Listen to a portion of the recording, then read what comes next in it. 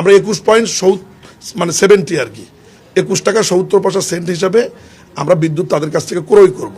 সৌর বিদ্যুৎ নেওয়া তারা কাজ করতে চায়, শুধু সৌর বিদ্যুৎ না, যেমন ওয়েস্ট টু এনার্জি নিয়ে তারা উত্তরে কাজ করেছে। আমরা বলেছি যে সেম আমাদের সাউথেও তো আমাদের ময়লা আবর্জনা ল্যান্ডফিল্ডে পড়ে আছে লক্ষ লক্ষ টন।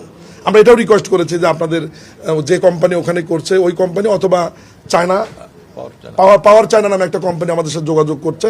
তো আমরা বললাম যে পাওয়ার চায়না কোম্পানিকে আপনারা একটু অনুরোধ করেন যাতে দ্রুত তারা আমাদের দক্ষিণ সিটি কর্পোরেশনের যে ল্যান্ডফিল্ডের যে ওয়েস্ট আছে এই ওয়েস্ট থেকে এনার্জি দ্বারা বা বিদ্যুৎ উৎপাদন করে আমাদের জাতীয় গ্রিডে দিতে পারে। এখানেও আমাদের প্রত্যেক দিন 40 থেকে 50 মেগাওয়াট বিদ্যুৎ এখানেও আবর্জনা থেকে উৎপাদন করা সম্ভব। 42 জি, ওটা অলরেডি আমাদের এগ্রিমেন্ট হয়ে গেছে, কিন্তু তাদের ফাইনালি এগ্রিমেন্ট যেটা হবে তাদের ব্যাংক এবং ইয়ার সাথে এবং আমাদের ত্রিপাক্ষীয় যেটা সেই এগ্রিমেন্টে আমি উপস্থিত থাকবো বেজিং। হ্যাঁ, ওরা তো এগ্রিমেন্ট বিদ্যুৎ এখানে 3টা বিভাগের সাথে এগ্রিমেন্ট হয়েছে, লোকাল গভর্নমেন্টের সাথে, আমি শেষ করি, লোকাল গভর্নমেন্টের সাথে, পরিবেশের সাথে, বিদ্যুতের সাথে। খরচটা একটু বেশি হবে কিন্তু আমাদের লাভটা অন্য জায়গায় আছে। আমরা 21.70 আর কি 21 টাকা 70 পয়সা সেন্ট হিসাবে আমরা বিদ্যুৎ তাদের কাছ থেকে ক্রয় করব, মানে 25 টাকা ইউনিট।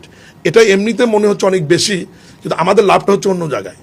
আমাদের ময়লা আবর্জনাগুলো তো তারা ধ্বংস করে দিচ্ছে এবং সেখানে যে ময়লা আবর্জনা ওয়েস্ট থাকছে সেখান থেকে জৈব সার হচ্ছে এবং তারা ল্যান্ডফিল্ডে ব্যবহার করবে। এটার জন্য মাসিক একটা ভাড়া সিটি কর্পোরেশনকে তারা দেবে এবং এই জায়গায় বাংলাদেশ সরকারের বিন্দু মাত্র কোনো ইনভেস্ট করতে হচ্ছে না। তা আমাদের তো ময়লা আবর্জনা একটা বড় বোঝা এই জাতির জন্যে, ঢাকা শহরের জন্যে। তো এখান থেকে যদি তারা বিদ্যুৎ উৎপাদন করে আমাদেরকে ফ্রি দেয় এবং মূল্যটা হয়তো বেশি মনে হচ্ছে, কিন্তু পরিবেশের দিক বিবেচনা করলে, তারপরে আপনার কার্বন ক্রেডিং এর বিবেচনা করলে আমাদের ওই খরচটা আবার অন্যভাবে চলে আসবে।